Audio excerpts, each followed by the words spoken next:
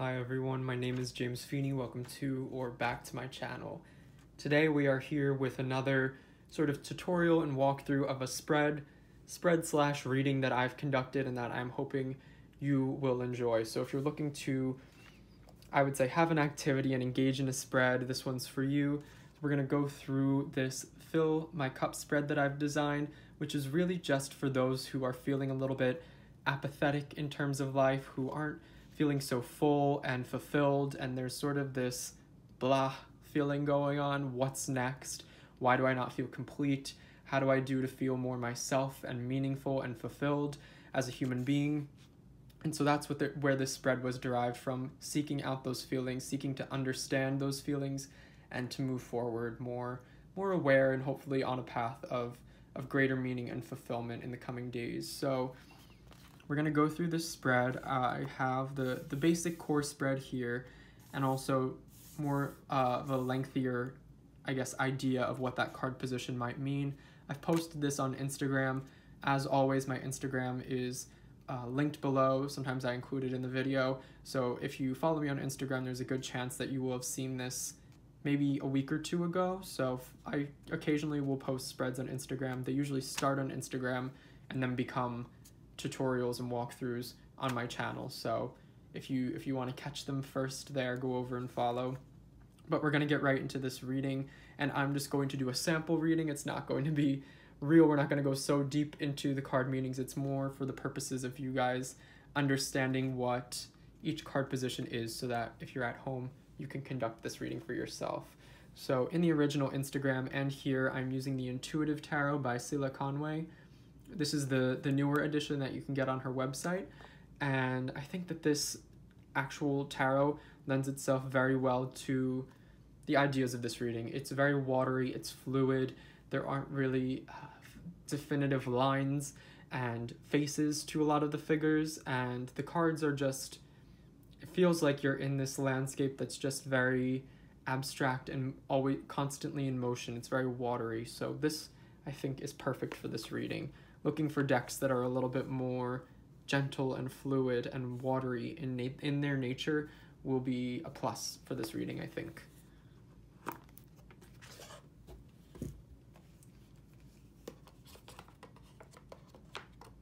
just put that there. Okay. So these are the backs. It's a beautiful deck. So I'll just give this a quick shuffle, nothing too crazy. And then we'll lay out the cards.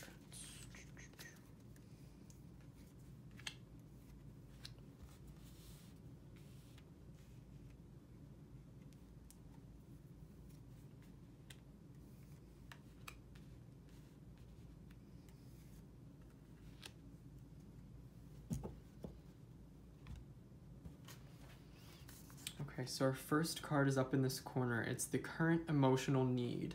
Moving more into its deeper meaning, what desire or emotional need is not being met?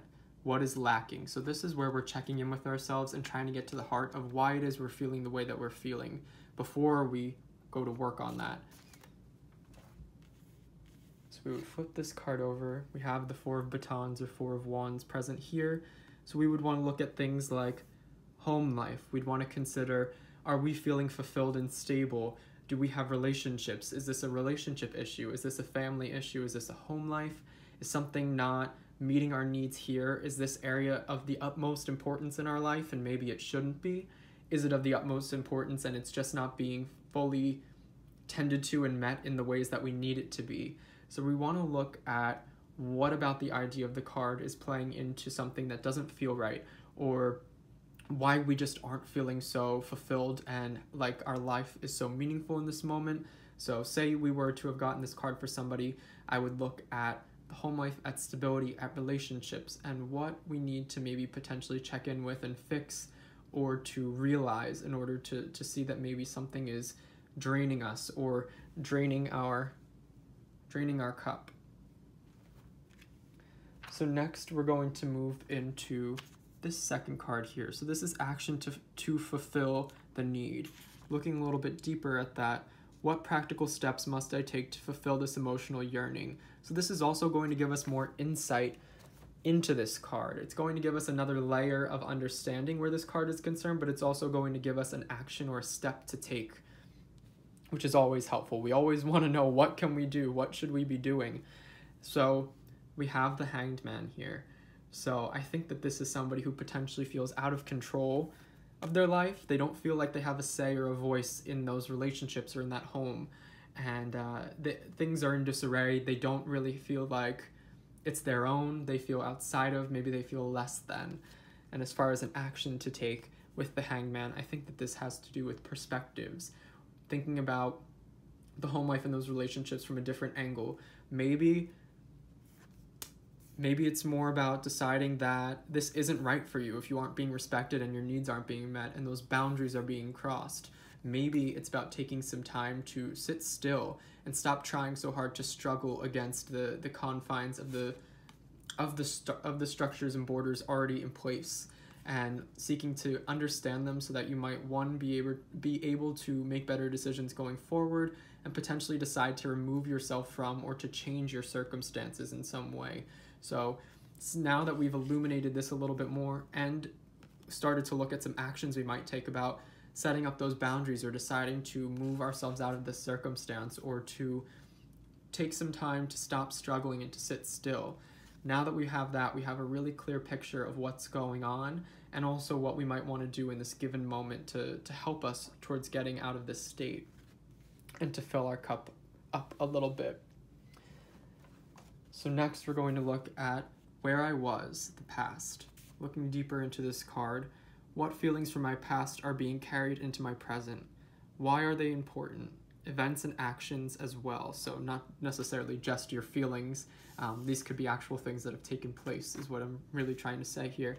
So this is going to give us some context for why things are this way. What led up to this? So we have the Six of Swords. So a little bit of a departure, so potentially some pain and hurt in the past that forced us into our current circumstances. So maybe what is currently taking place or our environment and our relationships are not actually ideal, but they were something that we sought out for comfort or for healing when we needed to leave something that was far worse.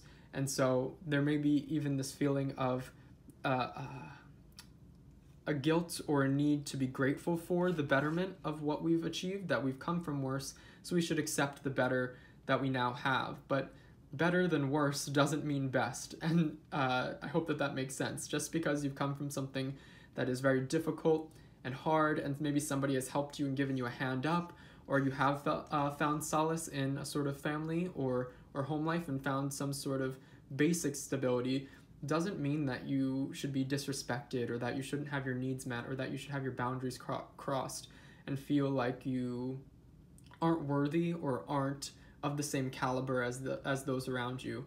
That doesn't give them the right to disrespect you just because they've helped you out of something difficult. So I see a lot of hardship in this leading into a present, and that there may be feelings of guilt or a need to sort of be kind and pleasant and agreeable. Moving forward, we have where I need to go as our next position. What does the future I require entail? What does it look like? So, of course, we have our ideal future probably being something that entails something a little bit more fulfilling, a little bit more meaningful, that's going to make us feel like our cup is full. So we want to know, what does it require to get to that state, and what is it going to look like when we get there so we can identify it. So this is a little bit more action-oriented as well. Yeah, it's a little bit action-oriented as well, but it's also like a goal to be seen, so that way we can be very cognizant of what it is we're working towards. So we have the King of Batons. So I see this as being very much the ruler of your own kingdom. So if you're in maybe a family dynamic or a family life, where you don't feel respected, your boundaries aren't met, you're a part of a whole that doesn't really value you, you want to be the kingdom of your own castle. You want to be the ruler. You want to make the rules and have the space and be the head of what it is. I see this as being a little bit more solitary, as having a lot of power and structure and passionate goals being fulfilled. So what drives do you have currently? What does your ideal stable relationships, what do those look like? With what sorts of people? What does your home life and living circumstances look like? What does your job look like? We're going to look at those and then set those goals and understand that once we meet those things or begin to meet those things, that our cup is probably going to start to feel a lot more full. Coming down to this bottom card, we have core shadow aspect responsible. So this is, whereas this was sort of like that current emotional need, we're looking at maybe the past and what caused it. This is something that's deeper. This is not necessarily going back a few weeks or months and looking at our outside circumstances, but this is more tied into what deeper aspect of us allowed for this to even feel like our cup was empty. So this is something long-term to work on that had its part to play in even the fact that we ended up where we were and that we felt the way that we did. So here, as a extended meaning, we have what core part of myself is responsible for these feelings of dissatisfaction? What deep part of my cup needs to be brought to the surface and addressed?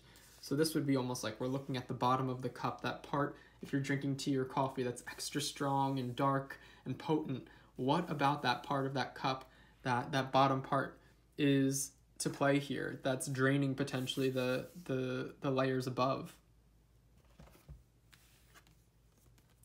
And so we have the Eight of Swords. So I see this as being a bit of a self-sabotage, a mindset of entrapment and limitation, the lack mindset, saying I can't or I won't or this isn't possible. So setting yourself up for failure just in that you don't allow yourself to believe that you are capable, that there are possibilities. So feelings of insecurity and unworthiness and self-doubt and worries, constraints, confines that are self-created, the inability to get creative and confident with our mental acuity and our capabilities. So this would be something deeper to work on. So we want to work on those feelings. We want to feed into our positive voice of power, a voice that lets us know that we can do what we want to do, that we aren't confined to our current mental and physical state, that we are worthy, that we can accomplish our goals, that the insecurities that we have and feel aren't necessarily warranted, or that we should have those in our lives that make sure that we know that those insecurities are not warranted necessarily, that can help to alleviate them through maybe self-reassurance coming from ourselves and reassurance on an outer sphere that lets us know that there isn't really a need to reinforce these confines that we've set up for ourselves. So that brings us about to the end. I hope this was helpful. Here, I'll move these up a little bit. This would just be a really nice check-in reading for somebody who feels like they need to get going, who wants to feel a little bit more fulfilled and happy in life.